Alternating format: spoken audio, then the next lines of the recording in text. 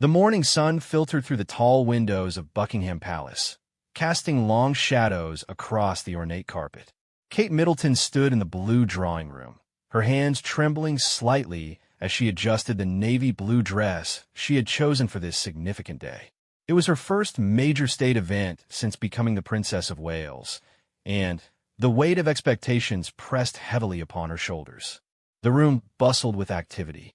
Palace staff moved silently, arranging flowers and ensuring every detail was perfect.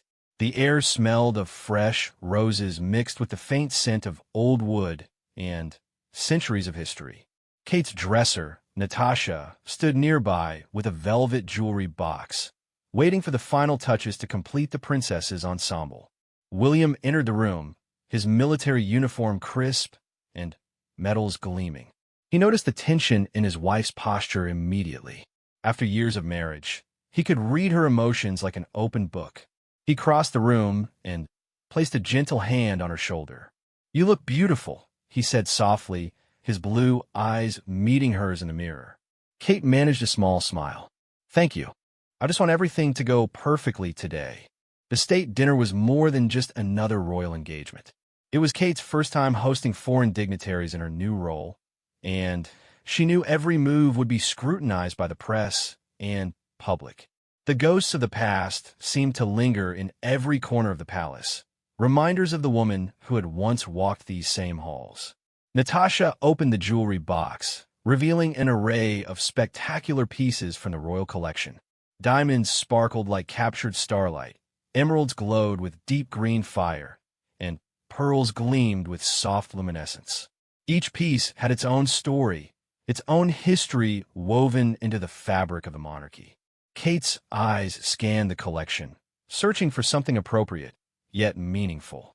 The queen had given her access to several pieces from the vault, a gesture of trust and acceptance that Kate didn't take lightly. She selected a pair of diamond earrings first, their classic design elegant without being ostentatious. "Ma'am, perhaps the Cambridge lovers, not tiara?" Natasha suggested, lifting the magnificent piece from its cushion. Kate hesitated. That particular tiara held special significance. It had been one of Diana's favorites, worn to countless events during her time as Princess of Wales. The thought of wearing it brought both honor and trepidation. "Not today," Kate said quietly. "Something simpler, I think." As Natasha returned the tiara to its place, Kate noticed a smaller box tucked in the corner of the collection. It was older than the others, its leather worn smooth by decades of handling. Something about it drew her attention. "What's in that one?" she asked. Natasha carefully retrieved the box and opened it. Inside, nestled on faded blue velvet, lay a sapphire and diamond necklace. The central stone was a deep, mesmerizing blue, surrounded by a halo of diamonds. The piece was stunning in its simplicity, yet there was something hauntingly familiar about it. Kate's breath caught in her throat. She had seen this necklace before in photographs and footage from years past. Diana had worn it to a charity gala in 1987, paired with a midnight blue gown that had made headlines around the world. The memory was etched in public consciousness, one of those iconic moments that defined an era. "This was—" Kate began, her voice trailing off. "Yes, ma'am," Natasha confirmed softly. "It was one of Her Late Highness's pieces." William had been adjusting his cufflinks, but he looked up at the mention of his mother's jewelry. His expression was unreadable, a careful mask that he had learned to wear from childhood. The loss of Diana was a wound that had never fully healed, and moments like these brought the pain rushing back. Kate reached out slowly, her fingers hovering over the necklace. She could feel the weight of history in that simple gesture. To wear Diana's jewelry was to invite comparison, to step into a shadow that had loomed large over the royal family for decades. Yet there was also something right about it, a continuation of legacy that transcended tragedy. "It's beautiful," Kate whispered. The room had grown quiet. Even the bustling staff seemed to sense the significance of the moment, their movements slowing as they watched the Princess of Wales contemplate her choice. The morning light caught the sapphire, making it glow like a piece of captured ocean. William moved closer, studying the necklace with eyes that held both sadness and something else, perhaps approval, perhaps understanding. He had rarely seen his mother's jewelry since her death. The pieces had been carefully stored away, preserved like relics of a life cut short. She wore it to the children's hospital fundraiser, William said suddenly, his voice thick with memory. I remember because Harry and I were there. She let us help her choose what to wear that night. Kate looked up at her husband, seeing the 7-year-old boy he had been in that moment, excited to help his glamorous mother prepare for an evening out. The weight of his loss, carried so stoically for so many years, was visible in the tightness around his eyes. We don't have to, Kate began, but William shook his head. No, he said firmly. She would have wanted you to wear it. She believed jewelry should be worn and enjoyed, not locked away in vaults. The decision hung in the air between them. Kate understood that this was about more than just selecting an accessory. It was about accepting a mantle, about honoring the past while creating a new future. The royal family had spent years trying to move forward from the tragedy of Diana's death, but her presence remained, woven into the very fabric of the institution. Charles entered the room at that moment, his timing impeccable as always. The king was dressed formally, his bearing regal, yet showing signs of the weight of his new responsibilities. His eyes immediately went to the jewelry box in Natasha's hands, and Kate saw recognition flash across his face. Ah, Charles said simply, his voice carefully neutral. I see you're considering the sapphire. The atmosphere in the room shifted palpably. The relationship between Charles and Diana had been complicated, their marriage a public spectacle that had ended in bitter divorce. Yet time had softened some of the sharp edges of those memories, leaving behind a more complex tapestry of emotions. Kate straightened her shoulders, meeting her father-in-law's gaze directly. It's a beautiful piece, Your Majesty. I was just admiring it. Charles approached slowly, his hands clasped behind his back. He studied the necklace for a long moment, and Kate wondered what memories it stirred for him. Had he been there when Diana first wore it? Had he helped select it from the royal collection all those years ago? Diana wore that to several events, Charles said finally. She had a particular fondness for sapphires. Said they reminded her of the sea at Althorpe on summer days. It was rare for Charles to speak so openly about his first wife. The years had brought a measure of peace, but Diana remained a sensitive subject within the family. Kate appreciated his candor, understanding it as a gesture of trust. If you're thinking of wearing it, Charles continued, you should know that it will be noticed. The press has an uncanny memory for such things. Kate nodded. She was well aware of the media's obsession with drawing parallels between her and Diana. Every outfit, every gesture, every choice was analyzed and compared.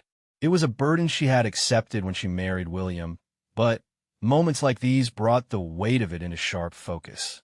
Understand, sir, Kate replied. That's partly why I hesitate. Charles studied her for a moment, and Kate saw something shift in his expression. The formal mask of kingship slipped slightly, revealing the father and grandfather beneath. My dear, he said gently, you must understand something. Diana's legacy is not yours to carry. You have your own path to walk, your own mark to make on this institution. The comparisons are inevitable, but they need not define you. William moved to stand beside his wife, a united front that spoke volumes about their partnership. Kate has already proven herself, he said firmly. She doesn't need to be anyone but herself. Charles smiled slightly at his son's protective stance. Indeed. However, I think there's something to be said for honoring the past while creating the future.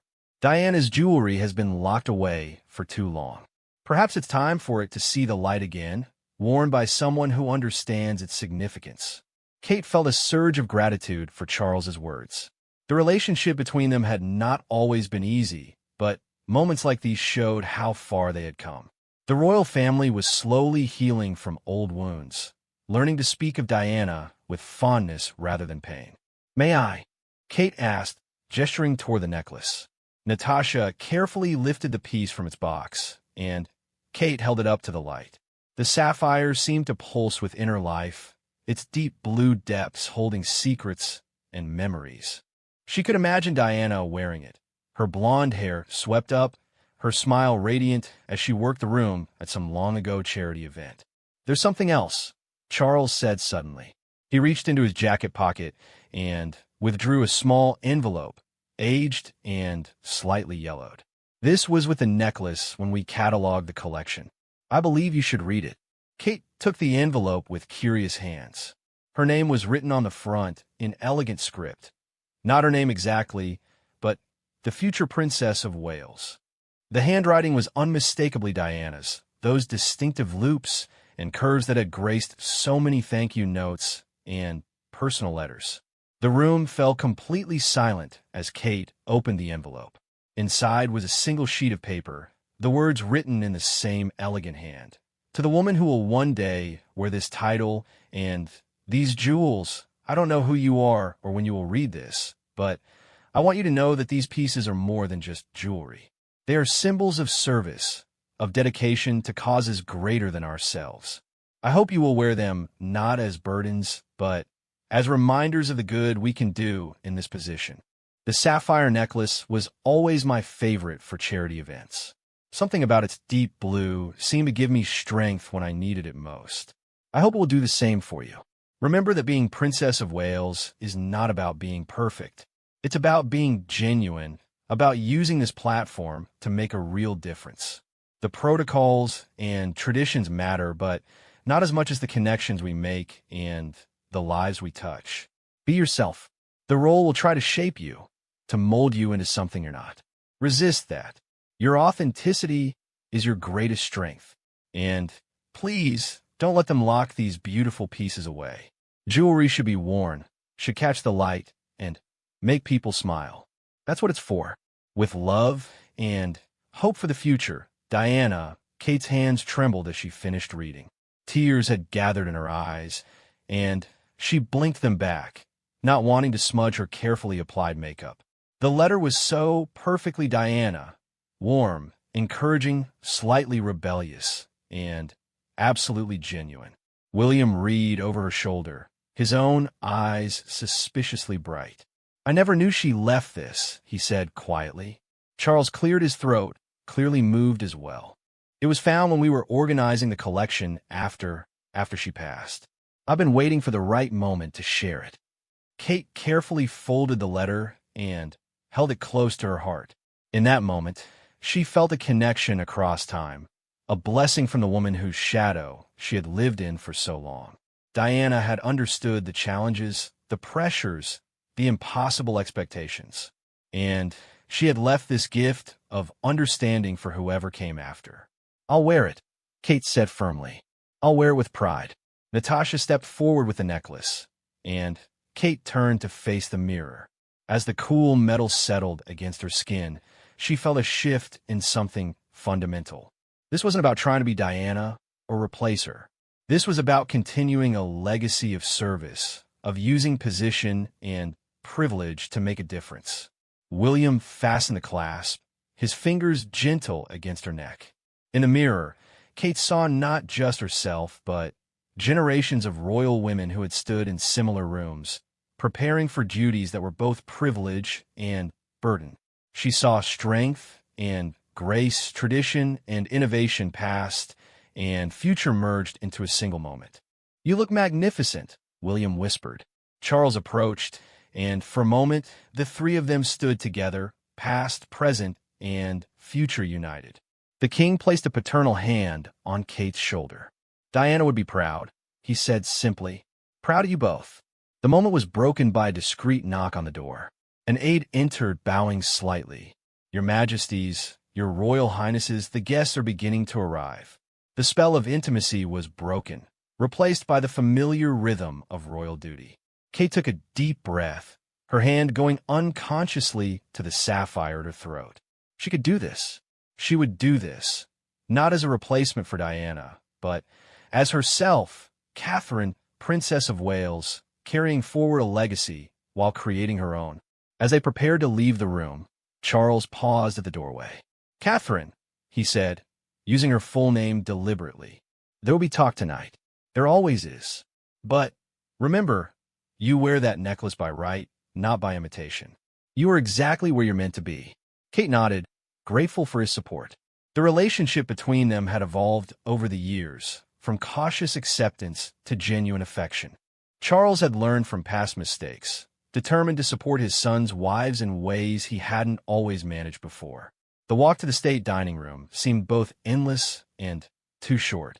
Kate could hear the murmur of voices, the clink of glasses, the subtle sounds of an event coming together. Soon, she would step into that room and face hundreds of eyes, all watching, all judging, all comparing. But she was ready. The sapphire at her throat seemed to pulse with warmth, a tangible reminder of the woman who had worn it before. Diana had faced these same challenges, had walked these same halls, had carried these same responsibilities. And she had done it with grace, compassion, and an unshakable commitment to making a difference. As they paused outside the doors, William took her hand and squeezed it gently. "Ready." Kate squeezed back, drawing strength from his presence. "Ready." The doors opened, and they stepped into the light. The assembled guests turned as one, and Kate heard the collective intake of breath as they recognized the necklace. Cameras flashed, capturing the moment for posterity. Tomorrow, the newspapers would be full of analysis and comparison, discussions of symbolism and significance. But tonight, Kate walked with her head high, the sapphire catching the light with every step. She was not Diana, could never be Diana, but she was Catherine, Princess of Wales, carrying forward a legacy of service while writing her own chapter in the long history of the monarchy. The evening unfolded with practiced precision. Kate moved through the room with growing confidence, the initial nervousness fading as she fell into the rhythm of royal engagement. She discussed education reform with the Minister of Schools, listened intently to a refugee advocate's stories, laughed genuinely at an ambassador's gentle joke. With each interaction, she felt more certain of her choice to wear the necklace. It wasn't a costume or an attempt at imitation. It was a bridge between past and present, a visible reminder that the work continued, that the causes Diana had championed still needed champions. At one point, she caught Charles watching her from across the room.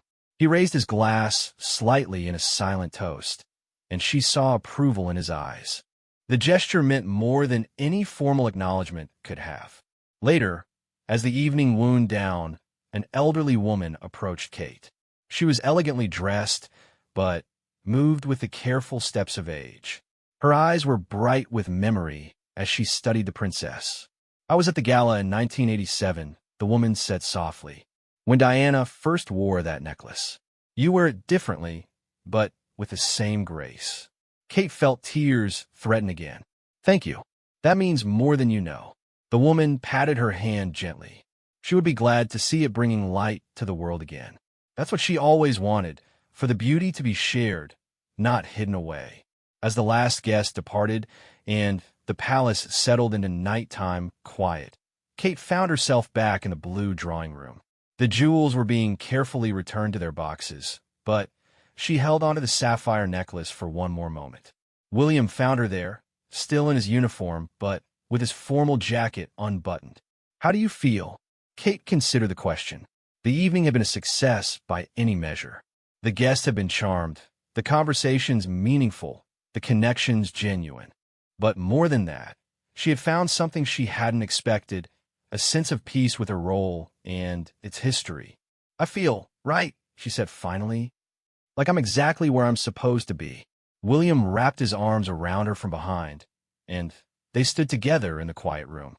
The sapphire necklace lay in its box, ready to be returned to the vault. But its significance would remain a tangible link between past and present, between the princess who was and the princess who is. "She left us more than jewelry," Williams said quietly. "She left us a roadmap for how to do this job with heart." Kate nodded, understanding flowing between them without need for words. Tomorrow would bring new challenges, new responsibilities, new opportunities to serve. But tonight, in this moment of quiet reflection, she felt the strength of those who had come before and the promise of what was yet to come. As they finally left the room, Kate paused at the doorway for one last look back. The moonlight streaming through the windows caught the edge of the jewelry box, making it gleam softly in the darkness.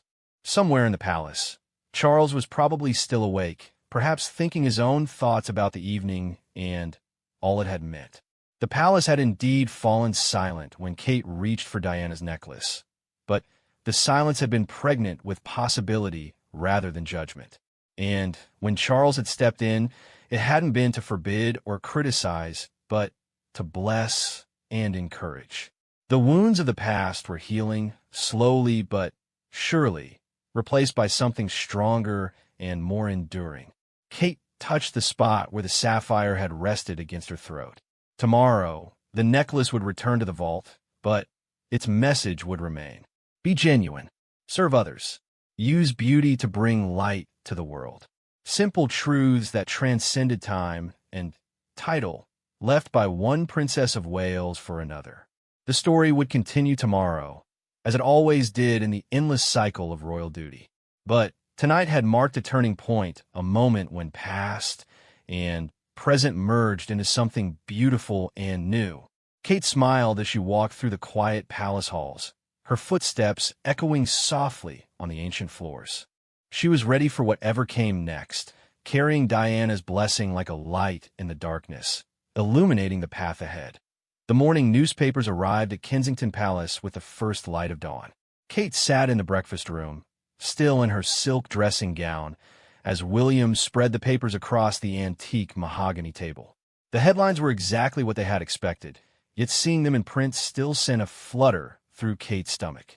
Princess Catherine honors Diana's memory, proclaimed the Times above a stunning photograph of Kate wearing the sapphire necklace. The Guardian chose a bridge between past and present, while the Daily Mail went with the more dramatic "The night Kate became Diana." William's jaw tightened at the last headline. They just can't help themselves, can they? Kate reached across the table and took his hand. We knew this would happen. It's all right. But even as she spoke the words, Kate felt the familiar twist of anxiety. She had spent years trying to carve out her own identity within the royal family. And now, with one choice of jewelry, the comparisons had reached fever pitch. Her phone buzzed constantly with messages from friends, family, and various royal correspondents seeking comments. Listen to this, William said, reading from one of the more thoughtful pieces. In choosing to wear the sapphire necklace, the Princess of Wales has shown a maturity and confidence that speaks to her evolution within the royal family. Rather than shying away from the inevitable comparisons, she has embraced the continuity of service that the jewelry represents. Well, at least someone understood, Kate murmured, sipping her tea. Their private secretary, James Morrison, entered the room with his usual brisk efficiency. His face wore the carefully neutral expression of someone bearing complicated news. "Good morning, Your Royal Highnesses," he said, placing a folder on the table. "I thought you should see the palace's overnight media analysis. The response has been significant." Kate opened the folder, scanning the summary. Social media had exploded with the story. The official palace photographs have been shared millions of times. Opinion pieces range from praise for Kate's brave choice to criticism that she was trying too hard to emulate Diana. Fashion blogs dissected every detail of her appearance. Royal watchers debated the significance of Charles's apparent approval. "There's something else," Morrison continued. "We've received a rather unusual request. Lady Sarah Spencer would like to speak with you, Catherine. Today, if possible." Kate's breath caught. Lady Sarah was Diana's eldest sister, someone who had largely stayed out of the public eye since her sister's death. The Spencer family's relationship with the royal family had been complicated, marked by periods of tension and reconciliation. "Did she say what was about?" Kate asked. "Only that it was personal and important," Morrison replied. "She suggested tea at Spencer House this afternoon." William and Kate exchanged glances. A summons from Diana's sister the day after wearing the sapphire necklace could not be coincidental. Kate felt a mixture of curiosity and apprehension. The Spencers had been protective of Diana's memory, sometimes critical of how the royal family handled her legacy. "I'll go," Kate decided. It would be wrong to refuse. The rest of the morning passed in a blur of official correspondence and preparations for upcoming engagements. But Kate's mind kept returning to the impending meeting with Sarah Spencer. She chose her outfit carefully, a simple navy dress that was elegant without being ostentatious, paired with minimal jewelry. She wanted to show respect without appearing to try too hard. Spencer House stood magnificent in the afternoon sun, its neoclassical facade a testament to centuries of aristocratic privilege. Kate had been here before for various events, but never for a private meeting like this. As her car pulled up, she saw curtains twitch in the upper windows. Someone was watching her arrival. Lady Sarah Spencer met her in the entrance hall. She was an elegant woman in her 60s, her face bearing a strong resemblance to Diana. The same eyes, the same determined set to the jaw. She was dressed simply but expensively, her manner warm but watchful. "Catherine," she said, kissing Kate on both cheeks. "Thank you for coming. I know this must seem rather mysterious." "Not at all," Kate replied. "I'm glad you reached out." Sarah led her through the house to a private sitting room that overlooked the gardens. Tea was already laid out, delicate china, cucumber sandwiches, and small cakes arranged with precision. It was all very proper, very English, but Kate sensed undercurrents of emotion beneath the civilized surface. They made small talk as tea was poured, comments about the weather, inquiries about the children, pleasantries about recent events. But Kate could feel Sarah building up to something, choosing her moment with care. Finally, Sarah set down her teacup and looked directly at Kate. "I saw the photograph from last night. You wore Diana's sapphire." "Yes," Kate said simply. There was no point in prevarication. "It was the first time I've seen it since." Sarah paused, collecting herself. "Since she wore it. I remember when she chose it from the collection. She called me, excited as a child. Said she'd found the perfect piece for the children's hospital gala." Kate remained quiet, sensing that Sarah needed to speak to share these memories. "She had such an eye for jewelry," Sarah continued. "Not just for what was beautiful, but for what was appropriate, what would send the right message. That sapphire," she said, it reminded her of hope. "Blue like the sky after a storm." "It's a beautiful piece," Kate said softly. "I felt honored to wear it." Sarah studied her for a long moment. "I'll be honest, Catherine. When I first heard you'd chosen it, I was angry. My immediate thought was that it was too soon, that it was—" she struggled for words, "that it was presumptuous." Kate felt her heart sink, but kept her expression neutral. She had feared this reaction from Diana's family. "But then," Sarah continued, "I saw the photographs. And, more importantly, I heard about Charles's reaction.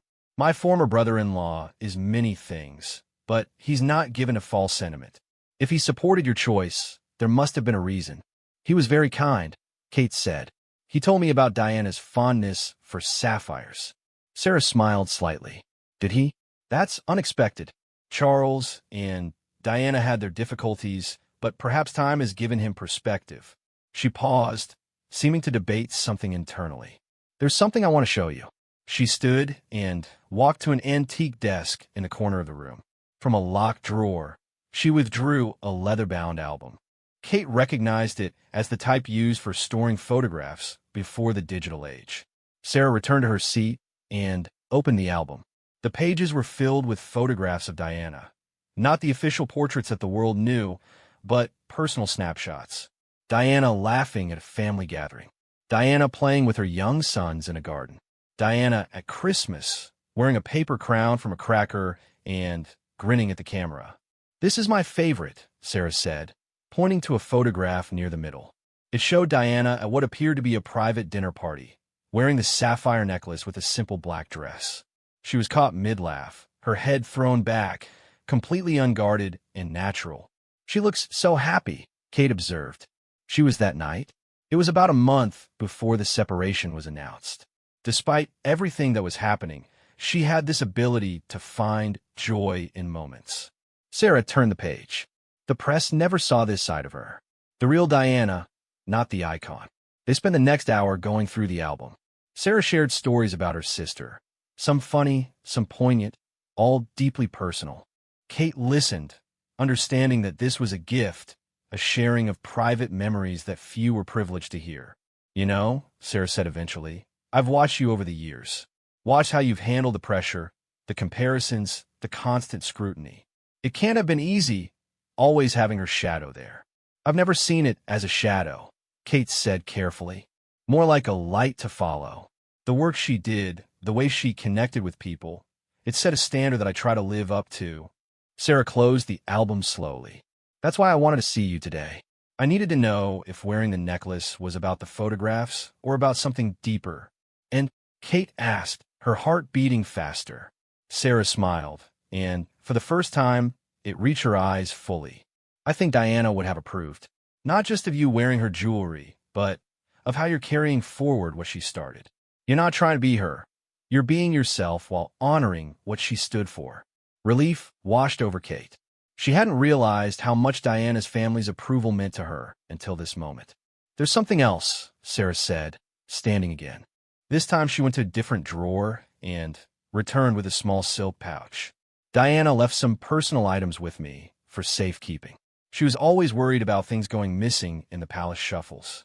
This was among them. She handed the pouch to Kate, who opened it carefully. Inside was a delicate gold bracelet set with small sapphires, a perfect match to the necklace she had worn the night before. She bought this herself, Sarah explained. It wasn't part of the royal collection. She saw it in a little shop in Kensington and fell in love with it. Wore it constantly for less formal occasions. Kate held the bracelet up to the light. It was beautiful in its simplicity, the kind of piece that could be worn every day without ostentation. I can't accept this, Kate said, though her heart yearned to. You can and you will, Sarah said firmly. I've held on to it for over 25 years, waiting for the right moment. Diana believed in signs, in things happening when they were meant to. You're choosing to wear the necklace last night, Charles supporting you, you coming here today. These feel like signs to me. With gentle hands, Sarah fastened the bracelet around Kate's wrist. It fit perfectly, as if it had been waiting for her. Wear it when you need strength, Sarah advised. Diana used to touch it during difficult meetings, said it reminded her that she was more than just a title. They returned to their tea, but the atmosphere had shifted. The cautious distance had been replaced by something warmer, more genuine. Sarah asked about Kate's children, sharing stories of Diana as a young aunt, devoted to her nieces and nephews.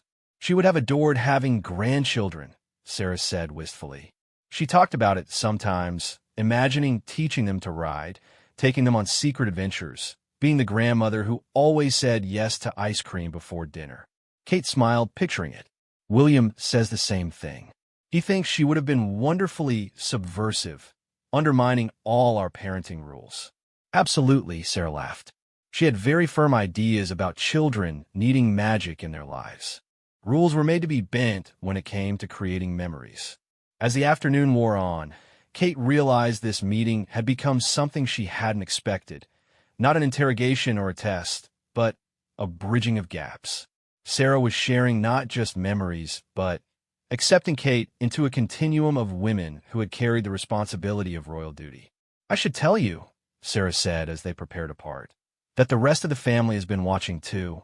My brother Charles, Earl Spencer, he was quite moved by the photographs last night. He said it was like seeing the best of the past carried into the future. Kate felt tears prick her eyes. The Spencer family's approval meant validation, that she was honoring Diana's memory appropriately, not appropriating it. Thank you, she said simply. For the bracelet, for the stories, for... She gestured helplessly, unable to find the right words. For treating you like family. Sarah supplied gently. You are family, Catherine. Not just through marriage, but through shared purpose. Diana understood that the real privilege of position was the ability to make a difference. I see that same understanding in you. They embraced at the door, a warm, genuine hug that spoke of barriers lowered and connections made. As Kate walked to her car, she touched the bracelet on her wrist, feeling its light weight like a blessing. The drive back to Kensington Palace gave her time to process the afternoon's events. She had expected judgment, possibly criticism, maybe even anger.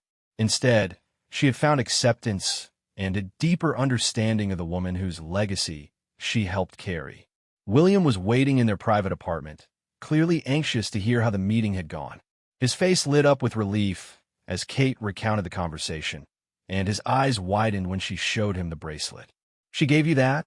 he said softly, touching the delicate gold. "I remember this. Mom wore it all the time when we were young. Said it was her everyday magic piece. Your aunt said Diana would touch it when she needed strength," Kate told him. William smiled sadly. "She did. I remember her doing that during tense dinners or difficult phone calls. Just a little touch, like she was reminding herself of something." They sat together on the sofa, the late afternoon sun slanting through the windows. The children were at their lessons, the palace unusually quiet around them. "How do you feel?" William asked. Kate considered. "Like something's shifted. Like I've been given permission to stop worrying about the comparisons and just be myself." "You've always been yourself," William said loyally. "Yes, but I've always been careful too. Always conscious of not overstepping, of respecting boundaries that maybe existed more in my head than anywhere else." She touched the bracelet again. "This feels like acceptance. Like I'm not an outsider trying to fill an impossible role, but part of a continuation." The phone rang, interrupting their quiet moment. It was Charles, calling from Highgrove. "Catherine," his voice was warm through the speaker. "I heard you met with Sarah today." "Yes, Your Majesty. It was a lovely afternoon." "I'm glad. Sarah called me just now. She said many things, all of them positive. I wanted you to know that I'm pleased the families are coming together. It's what Diana would have wanted." After Charles hung up, Kate and William sat in companionable silence. The day had brought unexpected healing, connections across time, and loss that strengthened rather than divided. As evening approached, they prepared for dinner with their children. Kate kept the bracelet on, its weight already familiar on her wrist. She thought of Diana wearing it during her own family dinners, drawing strength from its presence during difficult times. George, Charlotte, and Louis burst into the apartment with their usual enthusiasm, full of stories from their day. As Kate listened to their chatter, helping Louis with his jacket and smoothing Charlotte's hair, she felt the continuum Sarah had spoken of. Past and present merged in these simple domestic moments. "Mummy, you're wearing a new bracelet," Charlotte observed with her sharp 7-year-old eyes. "Yes, darling. It was a gift from someone special. It's pretty." "Was it from Granny?" Charlotte asked, referring to Carol Middleton. Kate glanced at William, who nodded almost imperceptibly. "No, sweetheart. It belonged to your grandmama Diana, your papa's mummy." The children knew about Diana, of course. William had made sure they grew up with stories of their grandmother, with photographs and memories shared naturally. But this was different, a tangible connection to the grandmother they had never met. George, older and more aware of the significance, looked at the bracelet with new interest. "She wore this every day," William told him. She loved it because it was simple and beautiful, just like she believed the best things should be. Louis, still young enough to be more interested in dinner than family history, tugged at Kate's hand. "Can we eat now? I'm hungry." The spell of the moment broke into laughter, and they moved to the dining room. But Kate noticed George's thoughtful expression throughout dinner, the way his eyes kept returning to the bracelet. He was old enough now to begin understanding the weight of history his family carried. Later that evening, after the children were in bed, Kate found herself in William's study. He was working on papers for the Duchy of Cornwall, but looked up as she entered. "Can't sleep?" he asked. "Just thinking," Kate replied, curling up in the leather armchair across from his desk. "About today, about last night, about all of it." William set down his pen. "It's been quite 48 hours. Sarah showed me photographs," Kate said. "Personal ones, not the public images we all know. Your mother looked so young, so full of life and mischief." "She was," William agreed. "People forget that sometimes, with all the sadness that came later. But she was incredibly fun, incredibly warm. She had this gift for making everything an adventure." "I wish I could have known her," Kate said, not for the first time. "She would have loved you," William said with certainty. "And not just because I do. She would have loved your steadiness, your dedication to the children, the way you handle the pressure with such grace. You're everything she hoped I'd find in a partner." They talked late into the night, sharing memories and hopes, plans for the future built on foundations of the past. The bracelet caught the lamplight as Kate gestured, a golden thread connecting generations. The next morning brought fresh newspapers and continued coverage of the necklace story. But something had changed in Kate's reaction to it. The anxiety had been replaced by calm certainty. She knew who she was now, not a replacement for Diana, not an imitator, but a successor in the truest sense. Someone who could honor the past while creating her own future. A week later, Kate wore the sapphire necklace again, this time to a gala for children's mental health. She paired it with Diana's bracelet, the two pieces complementing each other perfectly. The press noticed, of course, but this time the coverage focused more on the cause than the comparison. At the gala, Kate spoke passionately about the importance of early intervention, of removing stigma from mental health struggles, of supporting families through difficult times. These were causes Diana had championed, but Kate brought her own perspective, her own experiences as a mother and advocate. The Princess of Wales was magnificent tonight, one charity executive told reporters. She has this ability to make everyone feel heard, to bring light to difficult subjects. It's a rare gift. Charles attended the gala too, and Kate saw him watching her speech with obvious approval. Afterward, he approached her during the reception. "Well done," he said simply. "You found your voice." "Thank you," Kate replied. "I feel like I'm finally understanding what this role can be." "It can be whatever you make it," Charles said. Diana understood that, perhaps better than any of us at the time. She rewrote the rules simply by being herself. You're doing the same thing in your own way. As the evening progressed, Kate moved through the crowd with growing confidence. She spoke with young people who had struggled with mental health issues, with parents seeking resources, with professionals working in the field. Each conversation added another thread to the tapestry of connection and purpose she was weaving. Near the end of the night, she found herself in conversation with an elderly woman who had worked with Diana on her landmine campaign. "I see her in you," the woman said quietly. "Not in the way you look or dress, but in the way you listen." She had that gift, making people feel like they were the only person in the room. Kate touched the bracelet unconsciously, drawing strength from its presence. "That's the kindest thing anyone could say." "It's not kindness, it's truth," the woman replied. "The monarchy needs hearts as well as heads." Diana knew that. "You know it too." As the gala wound down and Kate prepared to leave, she caught her reflection in a mirror. The woman looking back at her wore royal jewels and a designer gown, carried the weight of titles and expectations. But she also wore a small gold bracelet that had belonged to a young woman who had struggled with the same challenges, the same pressures, the same desire to use her position for good. The palace had indeed fallen silent when Kate reached for Diana's necklace that first night. But in that silence, something profound had happened. Blessing had been given, connections had been made, and a new chapter had begun. Kate touched the sapphire at her throat one last time before stepping out into the London night, ready to face whatever came next. She was Catherine, Princess of Wales, carrying forward a legacy while creating her own. The past informed her present, but it no longer defined her limits. She had found her voice, her purpose, her place in the long story of the monarchy. And somewhere in whatever place souls reside, she liked to think Diana was watching with approval, glad to see her jewels, and her causes bringing light to the world. Once more, 6 months had passed since that pivotal night when Kate first wore Diana's sapphire necklace. The seasons had changed from spring to autumn, bringing with them a shift in the royal family's dynamics that no one could have predicted.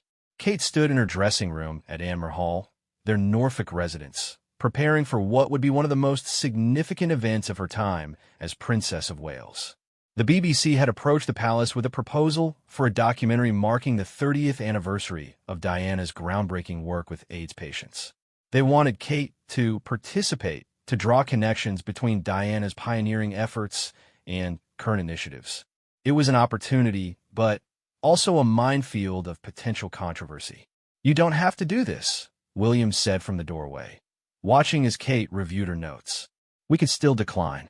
Kate looked up at her husband, seeing the protective concern in his eyes. I know, but I want to. It feels important. The past 6 months had seen Kate grow into her role with newfound confidence. The bracelet from Sarah Spencer had become her daily talisman, a quiet reminder of strength and purpose. She had worn Diana's jewelry to several events, each time with less media frenzy and more focus on the causes she supported. But this documentary was different. It would require Kate to speak directly about Diana's legacy, to position herself explicitly as a successor to that work. The Palace communications team had been in overdrive, preparing for every possible reaction. The interview is this afternoon, Kate said, touching the bracelet reflexively. I've prepared what I want to say. William crossed the room and took her hands. I know you have. You've been brilliant these past months. It's just talking about her on camera. It brings everything back. Kate understood.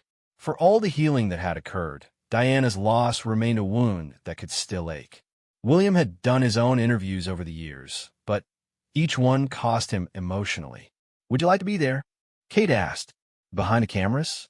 I'd feel better with you close. William smiled, the expression softening his features. Try to keep me away. The BBC crew arrived at Amber Hall after lunch, transforming the garden room into a temporary studio. The director, Helena Morrison, was a respected documentarian who had handled royal subjects before. She greeted Kate with professional warmth. Your Royal Highness, thank you for agreeing to this. I know it's not an easy subject. It's an important one, Kate replied. Diana's work with AIDS patients changed perceptions globally. That deserves to be remembered and continued. As the crew finished their setup, Kate changed into the outfit she'd chosen carefully, a burgundy dress that was professional but approachable, paired with Diana's gold bracelet and a simple pair of pearl earrings. She had debated wearing the sapphire necklace, but decided against it. This wasn't about the jewelry, it was about the work. The interview began gently, with Helena asking about Kate's current patronages and initiatives. Kate spoke confidently about her early years' work, the importance of mental health support, and the various charities she supported. Then, inevitably, the questions turned to Diana. The Princess of Wales was revolutionary in her approach to AIDS patients at a time when fear and stigma were at their height, Helena said. How do you see your role in continuing that legacy of challenging societal prejudices? Kate took a breath, feeling the weight of the moment. Diana understood something fundamental. The human connection transcends fear. When she held the hands of AIDS patients without gloves, when she embraced children with HIV, she wasn't just making a statement. She was showing the world that compassion is stronger than prejudice. And you've done similar work with mental health stigma, Helena prompted. Mental health is our generation's hidden epidemic, Kate replied. Just as Diana broke down barriers around AIDS, we need to break down barriers around mental illness. It requires the same thing, genuine human connection, listening without judgment, and using whatever platform we have to amplify voices that might otherwise go unheard. The interview continued for nearly 2 hours. Kate spoke about specific programs, about the evolution of the monarchy's role in social issues, about the responsibility that came with her position. Throughout it all, she was conscious of William's presence behind the cameras, his steady support giving her strength. There's been much discussion about you wearing Diana's jewelry, Helena said carefully. The sapphire necklace in particular caused quite a sensation. What does it mean to you to wear these pieces? Kate had prepared for this question, but in the moment, her rehearsed answer fell away. When I wear Diana's jewelry, I'm reminded that these beautiful things were meant to draw attention to important causes. The sapphire necklace isn't just a necklace. It's a reminder of every charity gala Diana attended, every hand she held, every life she touched. Wearing it is a privilege and a responsibility. Some have said you're trying to emulate her. Helena pressed gently. I could never be Diana, Kate said firmly. She was unique, irreplaceable. What I can do is learn from her example. She showed us that the role of Princess of Wales could be about more than ribbons and ceremonies. It could be about real change, real connection. That's why I try to honor, not by copying her, but by applying those same principles to the challenges we face today. After the formal interview concluded, Helena asked if Kate would be willing to visit one of the HIV clinics Diana had supported. It would be filmed for the documentary, creating a visual link between past and present. Kate agreed immediately, though she saw William tense slightly.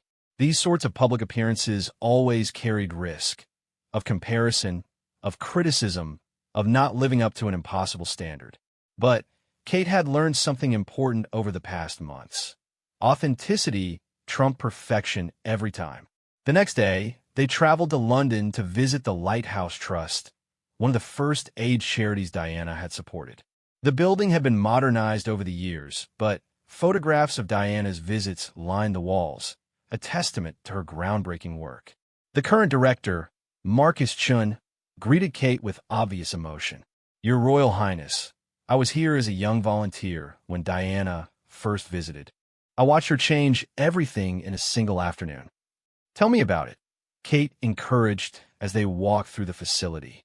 "People were terrified then," Marcus explained. "AIDS was a death sentence, and patients were often abandoned by their families. When Diana walked in without gloves, without fear, and embraced our patients, it was like watching the world shift on its axis." They entered a common room where current patients and their families had gathered. Kate moved among them naturally, sitting on sofas, accepting cups of tea, listening to stories. The cameras rolled discreetly, capturing not a performance, but genuine interaction. One man, probably in his 50s, approached Kate hesitantly. "I was here in 1989, he said. "I was 22, just diagnosed, thought my life was over. Diana sat with me for an hour, just talking. She told me I mattered, that my life had value. I never forgot that." Kate felt tears threaten, but kept them at bay. "You do matter. Your story matters. The fact that you're here, thriving, helping others, that's the legacy she wanted to create." As the visit continued, Kate found herself thinking about the strange circularities of life. Here she was in a place Diana had made famous, continuing work that had once been revolutionary and was now established. The battles had changed.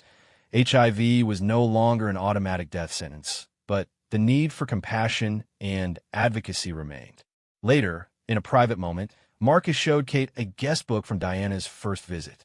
There, in her distinctive handwriting, was a message to all the brave souls here. "Your courage inspires me. Keep fighting. With love, Diana." "We've kept it all these years," Marcus said. "It reminds us that one person really can change things." Kate touched the page gently, feeling the connection across time. Then, at Marcus's invitation, she signed the current guest book, adding her own message of support and admiration for the staff and patients. The documentary crew captured it all: the conversations, the connections, the quiet moments of understanding. But what they couldn't capture was the internal shift Kate felt. She was no longer walking in Diana's shadow. She was walking alongside her memory, two women separated by time, but united in purpose. That evening, back at Kensington Palace, the family gathered for dinner. George and Charlotte were full of questions about the day, having seen some coverage on the news. Why was Grandmama Diana so important? Charlotte asked with the directness of an 8-year-old. William and Kate exchanged glances, then William answered. Because she was brave when other people were scared. She showed love when others showed fear. Like when Tommy at school was mean to the new boy, and I sat with him at lunch? Charlotte asked. Exactly like that, Kate said, marveling at the way children could distill complex issues to their essence. Being kind when it's hard is always important. After the children were in bed, Kate found Charles in his study. He had asked to see her privately, and she suspected it was about the documentary. Catherine, he greeted her warmly. Please sit. I want to talk to you about today. Kate sat in the offered chair, noticing that Charles seemed more relaxed than usual. The weight of kingship sat heavily on him most days, but tonight he appeared almost contemplative. I watched some of the footage, he said. The producers sent it over for approval. You were remarkable. Thank you, Your Majesty. Charles waved away the formality. Please, we're family. What struck me was how you managed to honor Diana while being entirely yourself. It's a balance I'm not sure I ever achieved. Kate remained quiet, sensing that Charles needed to speak. My relationship with Diana was complicated, he continued. We brought out the worst in each other in many ways. But watching you today, seeing how you've handled these past months, it's shown me something important. What's that?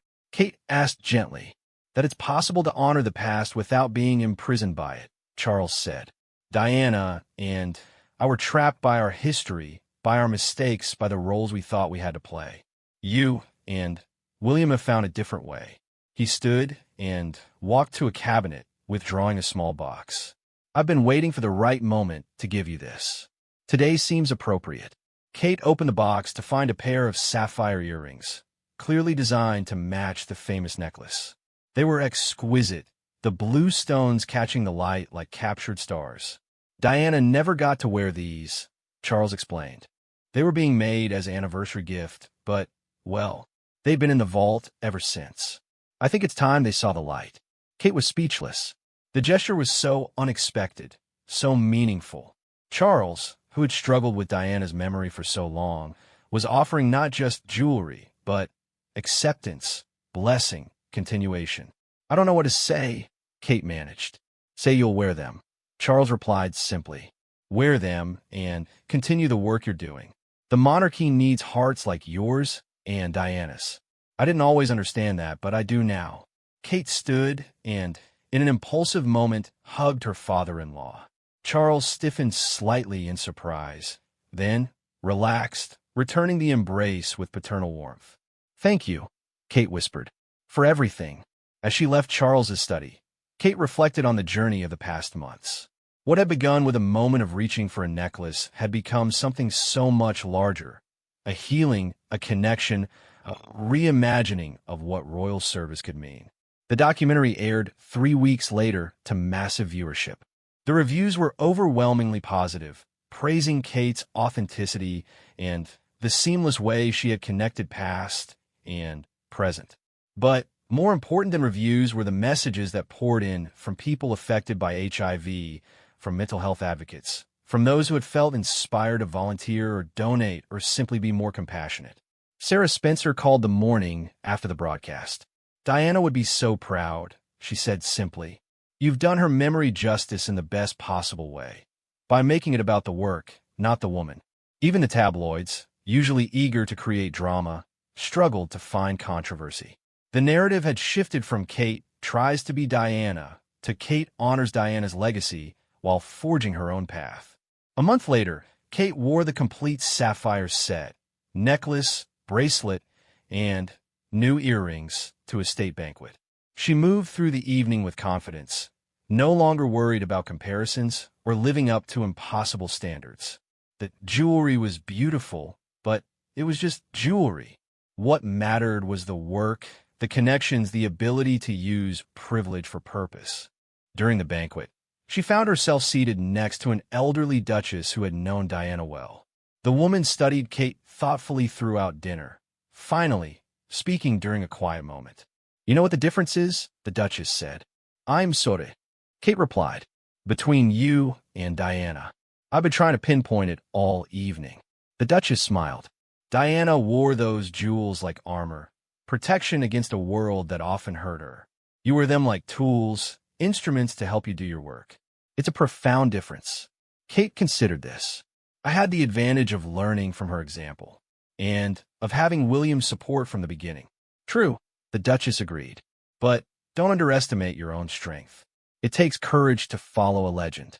It takes wisdom to do it without losing yourself. Later that night, as Kate removed the sapphires and placed them carefully in their boxes, she thought about the Duchess's words. Diana had worn the jewels as armor. What a heartbreaking image that was.